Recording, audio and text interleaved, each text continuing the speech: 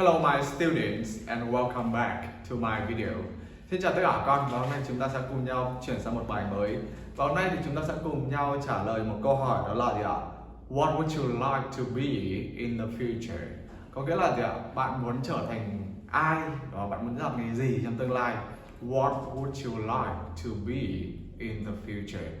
Ok. Thì vì chúng ta sẽ có một cái cấu trúc mới là would like, mang nghĩa là muốn. Và trong văn nói, nếu mà chúng ta muốn kiểu nói nhanh hơn, tắt hơn thì mình có thể là sẽ viết tắt. Đó, mình viết tắt là like. Thì khi mà mình nói, mình sẽ nói là I'd like. Ok, I'd like to be. Và chúng ta sẽ tìm hiểu thêm một cái câu hỏi sâu hơn là why would you like to be gì đó. Tại sao bạn lại muốn làm cái nghề đó? Thì mình sẽ trả lời với cấu trúc là cho câu hỏi why thì mình sẽ trả lời là because. Đó, because.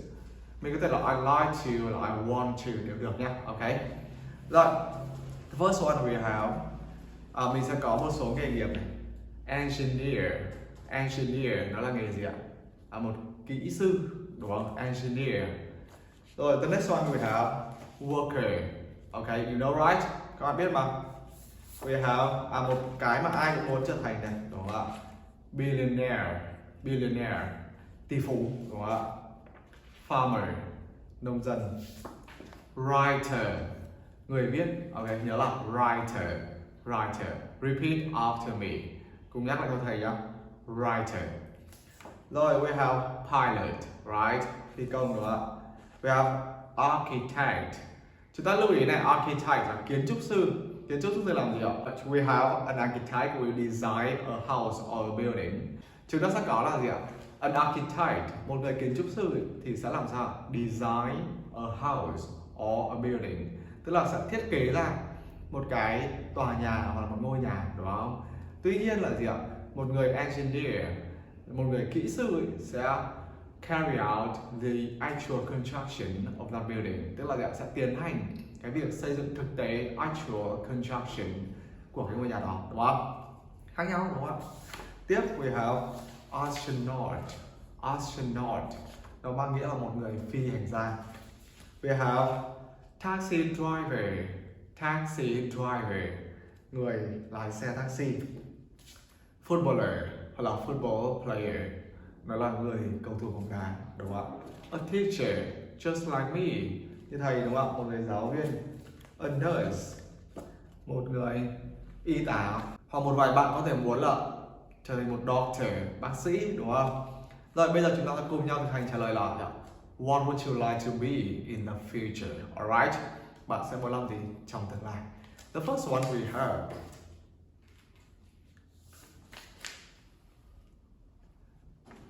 Okay, I like to be an engineer. I'd like to be an engineer.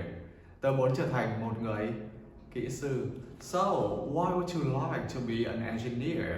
Tại sao bạn lại muốn trở thành một người kỹ sư thế? Because I like to build a house. Bởi vì tớ muốn xây một cái ngôi nhà. Đúng không? Build a house. Very good. The next one we have.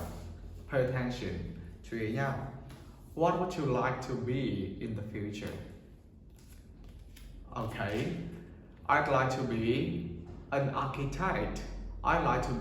architect. Tớ muốn trở thành một người kiến trúc sư. So, why would you like to be an architect? Tại sao bạn lại muốn trở thành một người kiến trúc sư nhỉ? Because I'd like to các bạn nhớ không ạ? Design a house. Because I like to design a house. Bởi vì tớ muốn thiết kế một ngôi nhà. Design a house. Very good. The next one we have. What would you like to be in the future? Bạn muốn trở thành ai trong tương lai ạ? We have. Okay, very good. We have. I'd like to be an astronaut. Tôi muốn trở thành một người phi hành gia, right? Phi hành gia là mình bay vào không gian nhé, chứ không phải mình đi phi hành mỡ đâu, ok? So, why would you like to be an astronaut? Tại sao bạn lại muốn trở thành một người phi hành gia? Astronaut. Because I'd like to fly into the space. Because I'd like to fly into the space. Bởi vì tớ muốn bay vào không gian, đúng không?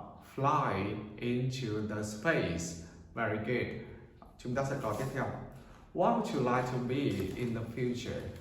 What would you like to be in the future? I'd like to become.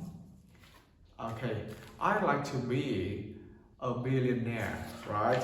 I'd like to be a billionaire. Tớ muốn trở thành một người tỷ phú. So, why would you like to be a billionaire? Why? Tại sao bạn muốn trở thành một tỷ phú ạ? Because tớ muốn kiếm nhiều tiền là gì ạ? I'd like to make a lot of money. Because I'd like to make a lot of money. Bởi vì tớ muốn kiếm được nhiều tiền. Easy, right? Ai cũng muốn. So, what would you like to be in the future? I'd like to be a football player. I'd like to be a football player or a footballer, right? So, why would you like to be a football player? Why? Tại sao? Because I like to play football. Because I like to play football. Đơn giản là vì tớ muốn chơi bóng đá, đúng không ạ? Or we can say soccer. Soccer instead of football. Chúng ta có thể nói là bóng đá là soccer thay vì là football cũng đều được nha. So, what would you like to be in the future? Okay, I'd like to be a teacher. I'd like to be a teacher. So why? Why would you like to be a teacher? Tại sao bạn muốn trở thành một giáo viên nhỉ? Because I'd like to teach children. Because I'd like to teach children, right? Bởi vì tớ muốn dạy trẻ em, okay? The next one we have, what would you like to be in the future? Okay, I'd like to be a farmer. I'd like to be a farmer. Tớ muốn trở thành một người nông dân, right? So why? Why would you like to be a farmer? Because I'd like to work in a field. Because I'd like to work in a field. Bởi vì tớ muốn làm trên cánh đồng và làm việc trên cánh đồng. The next one we have, what would you like to be in the future? Okay, I'd like to be a writer. Exactly, a writer. Một người nhà văn. So, why would you like to be a writer? Because what? Bởi vì sao? I'd like to write stories for the children. I'd like to write stories for children. Bởi vì tớ muốn viết sách truyện cho trẻ em. Write stories for children. Easy, right? The next one we have, what would you like to be in the future? Okay, I'd like to be a what? A nurse. Okay. Và nếu mà là một bạn nam, các bạn thấy là I'd like to be a doctor. Đúng không ạ? Tớ muốn trở thành một bác sĩ. Why? Why would you like to be a nurse or a doctor? Why would you like to be a nurse or a doctor? Tại sao bạn muốn trở thành một người y tá hay là bác sĩ ạ? Because I'd like to look after patients. Look after patients. Bởi vì tớ làm sao ạ? Tớ muốn chăm sóc, look after bệnh nhân, patients. Very good. The next one we have, what would you like to be in the future?